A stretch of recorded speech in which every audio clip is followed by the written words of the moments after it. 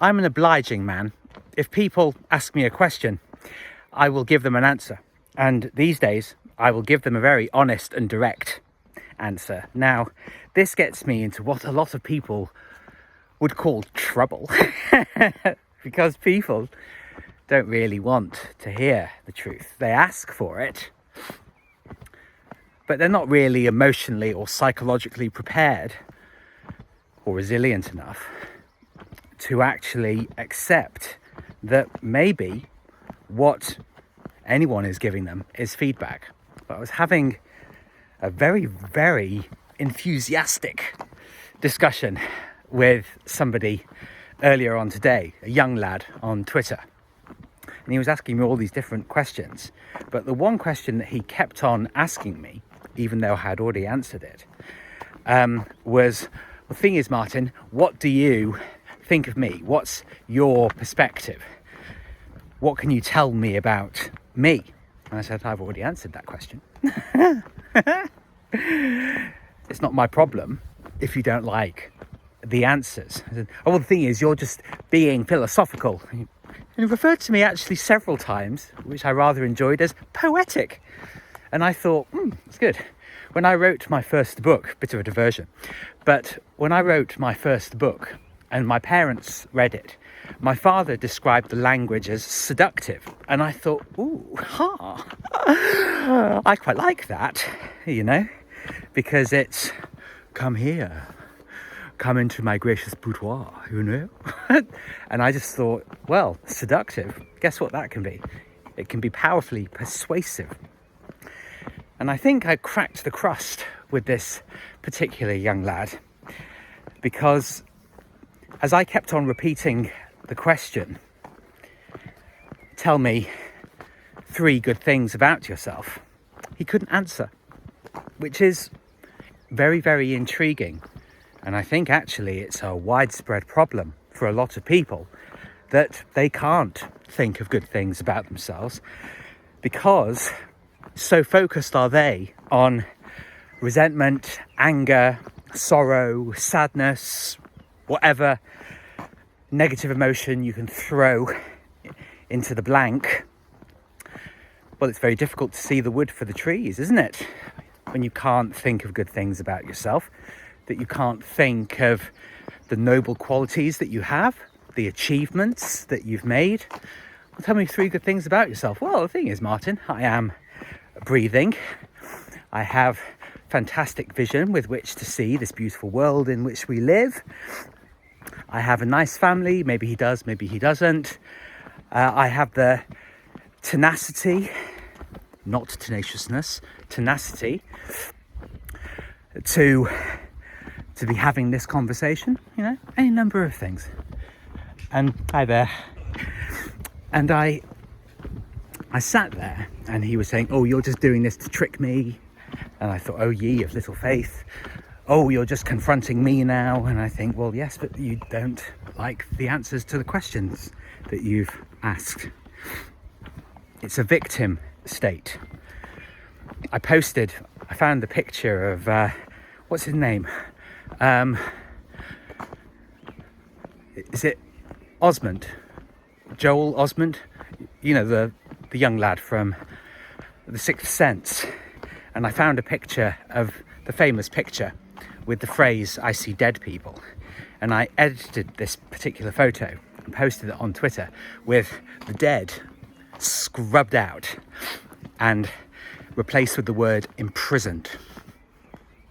Imprisoned people. Prisoners. Not of other people, not of what other people think of them, of their own angry, delusional belief about themselves. It's the worst prison of all, because it's totally self-inflicted, and you can leave at any time that you like, but people choose not to. And it's fascinating. I find it absolutely fascinating. There are a couple of gents that I met on Twitter fairly recently, and we have a three-way discussion ongoing, dip in and out,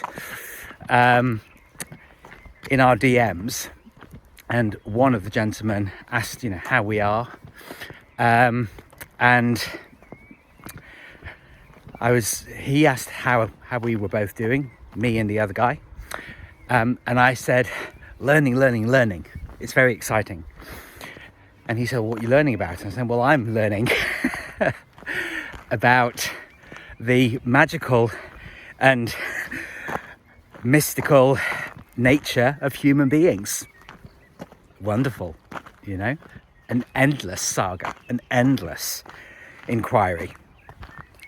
And I do find it absolutely fascinating, because when I am engaged in conversations like I had with this young lad, who was very, very kind, very sweet, but quite reactive, quite confrontational, what I noticed was how I've behaved in the past and the great leaps that I have made. Oh, look, little 𝐓𝐰𝐢𝐭𝐭𝐞𝐫 is peekabooing.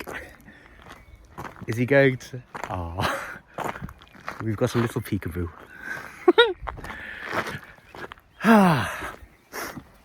Find the playfulness in these things, you see.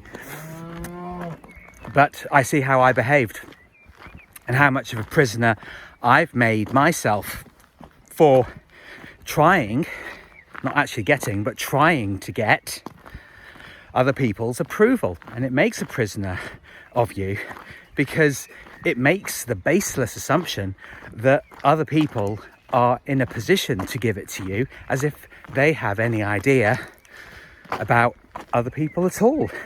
We can't know what other people are thinking. We can't know what other people are feeling, even if they lay it out in words, in speech, in whatever means of communication.